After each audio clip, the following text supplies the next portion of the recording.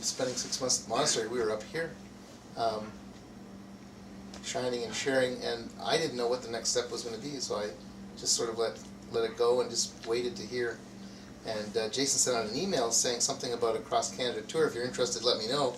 Well, and how long you're going to go for, and the whole. And I just said, I'm in. I don't care how long it takes. This is my next step.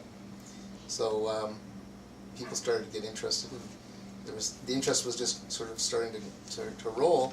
And my sister had an RV, and I thought, it's perfect.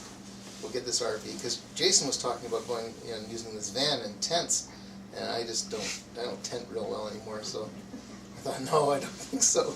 So I went down to my sister and said, okay, can we borrow your RV? She goes, we just sold it. I went, oh, give me a break. Anyway, so I thought, okay, we'll rent an RV. Well, these things are $800 a week to rent. I went, okay, that's not going to work.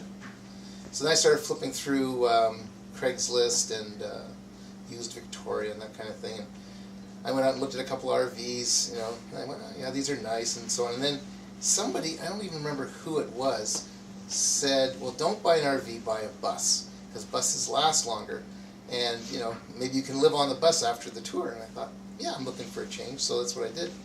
So I saw this ad in Craigslist for this bus. It was $25,000, which, it's not a bad deal, actually.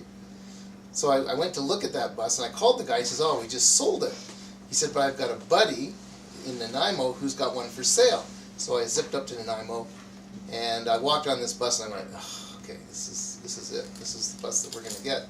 So we talked for an hour, and it turns out that this guy was the guy who bought the other bus, and he was selling this bus to buy the bus that I first saw. And he's a sign painter, so all the signage is done, and it's just a really cool character bus. So after the hour, it was just guided. Like usually I would, barter and all this wonderful stuff, trying to get the best price and so on and so forth. And we just looked at each other and said, well, we've talked about the bus, it looks good. And I said, look, I'm not good at this, so what's your bottom line? He told me what his bottom line was. I said, okay, let's do it. So we just did it from there, and it became Mystic One. He's a sign painter, so he actually cut the vinyl for the name of the bus, Mystic One, and stuck it up on the I forget what that's called, on the front of the bus. What's that? Header. The header, yeah, the header for the bus. So yeah, it's just been a great symbol of it's I guess it's really a Canadian thing, coast to coast on a bus. Why would we not do that? It's just been great. Lots of learning, lots of expression, and for me, it's important because I have this issue about being right, and the question is, do you want to be right or happy? And of course, I twist that to say, well, I want to be happy, but it just happens that I'm right a lot of the time. I'll do both. That doesn't always work too well. So yeah, it's just been a great trip. I spent a lot of time fixing it up and doing things to it that probably didn't need to be done. Learning about add-ons and trying to fix things, and I'd fix one thing and something else would go wrong, and finally I had to get up and say, you know what? Okay, it's done. It's hitting the road the way it's hitting the road. And it was lucky. I mean, I didn't have a mechanic look at it or anything like that. But it's mechanically really sound. I mean, I have had it since looked at it. It's mechanically sound, and it's a rebuilt engine. It's only got 30,000 miles on it. And those engines are good for 1 million miles or 500,000 miles anyway.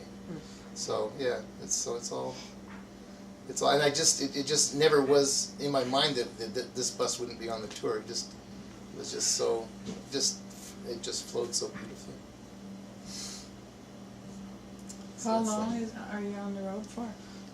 Well, I guess officially for the Canadian side of the tour till October 7th, something like that. Oh, and then we're going to see where we go from there. Whether we dip down into the States. And I've got a ticket flying out of Salt Lake City on November the 10th for Ireland for a few months. So that'll be sort of however we get back. Whenever we get back to the monastery, I'll stay there for a week or 2 or 3, whatever the timing is, and then take off on this other calling that's been coming in a lot about going to Ireland. And I just know it's been there. I didn't quite know why. And as it turns out, there's you're talking about sparks and stuff. There's a gal that I met there 5 years ago, and she just came to Vancouver, and we sort of talked again, and I went, wow, okay, there's a connection here, so we're going to go and explore that connection. It's a mystic place for sure. Really? Yeah. Mystic one's going to a mystic place. Mystic one going to a mystic place. Yeah. And it just so happens that there's a lot of Irish blood in my family. Both my great-grandmothers are from, and I've been there. I went there with another group when we did a workshop, and I just felt really, really drawn to this place. It really felt like home, actually. Mm-hmm. So, yeah. Mm. Want to share your pump miracle? Well, yeah, I mean, things go wrong on the bus all the time. And David said this a while ago, I think while I was at the monastery, I don't remember exactly when it was, but he said, be careful of walking through life putting faith in form, because you'll fix something and guaranteed something else will go wrong. So we're up in Nelson, and the water pump on the bus that supplies the water to the bus for the toilets and so on and so forth, all of a sudden appears to stop working. So I go, okay. So I put my hand on it, and it's not running, and it's hot as heck, and I'm thinking, okay, so the pump is seized. So I'm almost positive there's a problem with the pump. So I tell Erik and these guys, and they say, okay, so off you go. So I go downtown Nelson. Well, the nearest RV dealer is half an hour down the road in Castlegar. So I call him back and say, okay, here's the deal. I got to go to Castlegar to have this pump checked out. So anyway, I head off to Castlegar, and the woman says, we've sold a lot of these pumps. It's rare the pump isn't working. It might be something else. I said, yeah, I hear you. I said, but it got hot as heck, and there's just no flow. And the no flow is a very important piece of this conversation. So anyway, I leave it with him. 45 minutes later, I come back, and she goes, yep, the pump's working fine. It's, spewing water all over the floor. There's nothing wrong with the pump. So I jump back in the car and go back and say, okay, it's not the pump. There's something else that's not working. So Jason said, okay, so that's the three of us, Jason, Erik, and I. Let's go down to the bus and let's just be with this pump and just see, what comes up. So we sat and we talked a little bit about the pump and what was going on, and Jason says, okay, let's just, be with this pump and just sort of, let's walk over and just see what happens. Anyway, so we do that, and the pump still isn't working. It's not coming on, or doesn't appear to be coming on. And so we say, okay, so let's just join on this and see what's going on. And we did a few things, but nothing seemed to get it to work. And then Jason looked underneath the bus and goes, where the heck's all this water coming from? From the other side of the bus. And as soon as he said that, I went, oh gosh, I know what it is. There's another pipe on the other side of the bus, and when we take it off to put water on, we unscrew the cap. Well, of course, the pump is pumping away. It looks like there's no water flowing, but it's all pouring out the other side of the bus. Oh my God. So it was right, it wasn't the pump, so we put that cap on.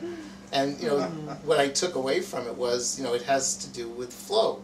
The communication was not flowing between Jason, Erik, and I, or whoever. It doesn't matter. There just wasn't a flow of information, and that's the symbolic piece of the pump, because it has to have some flow.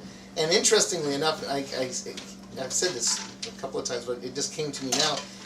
Well, the interesting part was for the pump to work, for the system to work, there had to be a little resistance, because the other end needed to be sealed off so that it actually created some resistance. So, as much as we in life try and stay away from resistance, and if there's resistance, we sort of try and move away from it, it's another symbol of there needs to be some resistance, and go to the resistance, and that it will start the flow, or at least get the flow going. Yeah. So. Interesting. Yeah. Yeah. Good But the learning. rest of the way was fine, right? Oh yeah. Back, Yeah. back up to here. Yeah. There's another problem with another hose today, but we're working through that one. that one's still a work in process. Another flow.